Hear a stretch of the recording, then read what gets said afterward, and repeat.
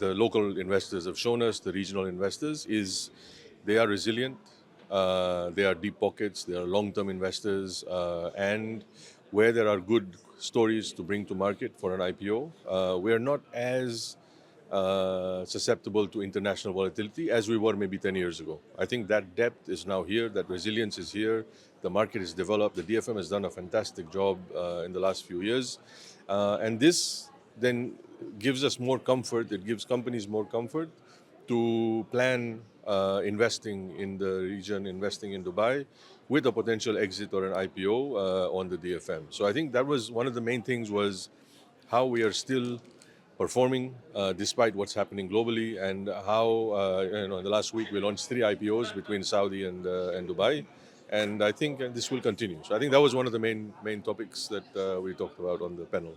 So no, I think that's a great question, right? See, I think there are two things that are happening.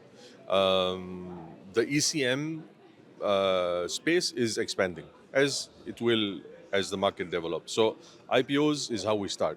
So we started with the government IPOs that everybody wanted, and the aim was for them to bring the private sector to come in and do IPOs.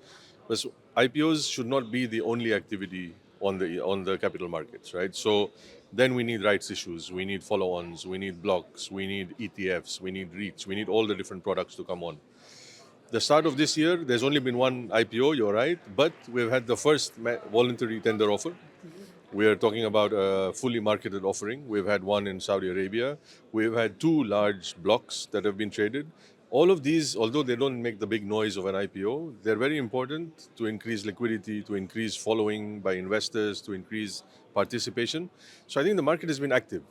IPOs, not as much, and in the first quarter, but there have been other transactions which are very important to widen what ECM is in Dubai, in the UAE.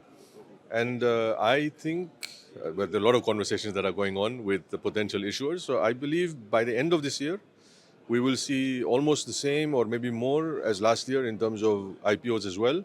But we will also see a lot of these other offerings on the market In UAE, in will the see the UAE. same number of.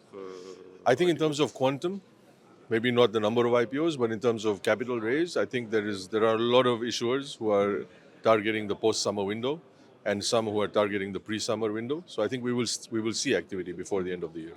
It's so the short answer is it's growing exponentially, and this is a combination of factors. I remember when we were doing IPOs in 2014, 2017, and we'd go on roadshows to London or the US, I had to explain where Dubai was in the GCC, what was Dubai. Within Dubai, where is Sheikh Zayed Road, where is Dubai Mall when we were doing the Emirates Mall IPO.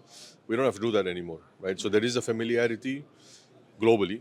Everybody knows Dubai, everybody knows what's happening in the market here.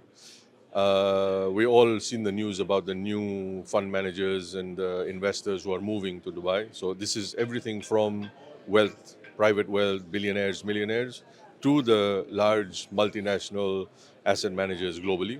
They're all moving here for a reason. I mean, they're moving here because Dubai is an amazing place to be, but the market here is active, and this is serving as a gateway to the region, right? So the flow automatically will grow, right? So if you have 50 people sitting in Dubai who understand the Dubai market really well, they will automatically invest more. If they were sitting in Boston and they didn't know what the UAE was, it's very hard to put money into stocks. So it is increasing. We saw on the presentations yesterday, we've got 200 different nationalities of investors. The volumes have grown exponentially, and I think this will continue. And this will continue in Dubai, in the UAE, but also from here to the GCC.